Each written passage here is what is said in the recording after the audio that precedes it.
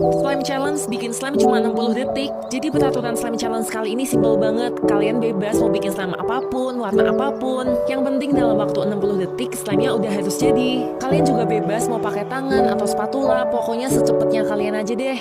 Oke, mau ngingetin aja waktunya masih ada 45 detik lagi, jadi nggak usah panik guys, tenang aja. Yang penting tadi di awal kita ngasih takarannya pas ya. Kalau takarannya udah bener, kita nggak usah panik karena slime-nya udah pasti jadi. Fokus ngaduk terus aja, dan kalau kalian kesusahan ngaduknya, kalian juga bisa pakai tangan biar lebih gampang. Guys, waktunya udah tinggal 30 detik lagi. Ayo semangat, pokoknya kita pasti bisa menghadapi challenge yang bikin senam jantung ini. Guys, mau ngingetin lagi, waktunya tinggal 20 detik. Ayo kita semangat, ini pasti udah detik-detik